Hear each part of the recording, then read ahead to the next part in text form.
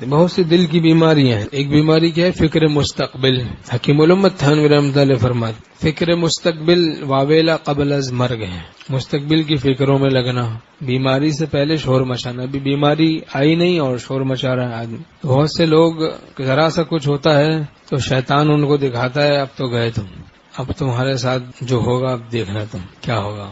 یہ کیفیت تو کوئی کینسر کی لگ رہی ہے. ذرا سا بخار چڑھا تو وسوسے آ رہے ہیں ڈینگی ہو گیا، یہ ٹائیفائڈ ہو گیا، یہ ملیریا ہی لگ رہے ہیں. اور پڑوس میں ایک آدمی بھی مر گیا ملیریا سے، سنا وہ فلاں جگہ پہ جو ہے ایک آدمی اس سے مر گیا، جوان آدمی تھا، میری عمر کا تھا وہ ڈینگی میں مر گیا. تو بھائی ہم بات تو ہو رہی ہے، سب کو جانا ہے، سب کو دنیا سے جانا ہے. آج ان کی کل ہماری باری ہے. لیکن شیطان پریشان کرنا چاہتا ہے. مومن کو موقع دیکھتا ہے، جہاں کوئی موقع ملتا ہے بس اس سے محزون اور پریشان کرتا ہے. اور طول عمل، لمبی عمر سمجھنا اپنی، اس سے یہ بیماری پیدا ہوتی ہے. لمبی لمبی امیدیں باندھنا، چونکہ جب آدمی سمجھے گا کہ میں بہت برسوں تک جیوں گا تو پھر بہت ساری امیدیں لگائے گا. جب سمجھے گا کہ میں میری عمر معلوم نہیں صبح ہو شام تک زندہ رہوں نہ رہوں، تو لمبی عمر سمجھنا یہ بھی بیماری ہے. اس سے طول عمل کا مرض پیدا ہوتا ہے. پھر طول عمل سے بہت ساری بیماریاں پیدا ہوتی، بہت سارا مال جمع کرنے کی فکر ہوگی. الشیطان یعدکم الفقر وَيَأْمُرُكُمْ بِالْفَحْشَاءِ. شیطان تم کو فقر سے ڈراتا ہے.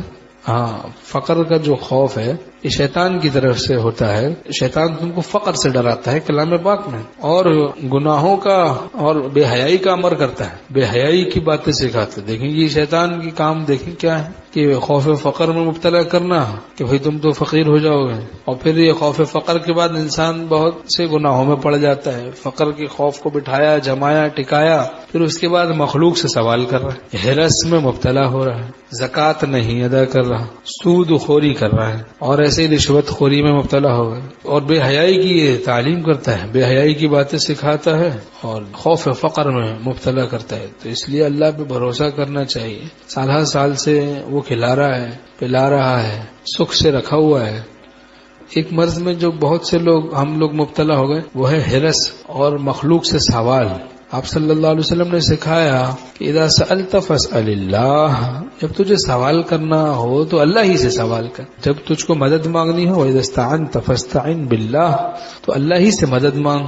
اب گھر میں ہے سب کچھ لیکن مخلوق سے بھیک مانگ رہے ہیں. اب جناب بھیک مانگنے کی عادت پڑ گئی. حدیث شریف میں مضمون ہے کہ نہیں کھولتا کوئی شخص سوال کا دروازہ مگر اللہ اس پر فقر کا دروازہ کھول دیتا ہے. تو اپنے لیے فقر کا دروازہ کھولنا ہے، مخلوق کے سامنے اپنے ہاتھ پھیلانا کس قدر سخت بات ہے. تو اس لیے بچنا چاہیے، اللہ ہی سے لو لگائیں، مخلوق سے نہیں. دیکھا جاتا ہے بیچارے بہت سے لوگ بے ضرورت سوال میں مبتلا ہو جاتے ہیں کہ مستقبل کی فکر کی وجہ سے، فکر مستقبل میں پڑھ کے کہ بھائی پتہ نہیں کیا حالات ہونے والے ہیں 2 مہینے بعد، 3 مہینے کے بعد. اللہ پہ بھروسہ کرنا چاہیے، دین پہ چلنا چاہیے. وَمَن يَتَوَكَّلْ عَلَى اللَّهِ فَهُوَ حَسْبُهُ، جو اللہ پہ بھروسہ کر بیٹھے اللہ اس کے لیے کافی ہے. وَعَلَى اللَّهِ فَلْيَتَوَكَّلِ الْمُؤْمِنُونَ، ایمان والوں کو چاہیے اللہ ہی پہ بھروسہ کریں.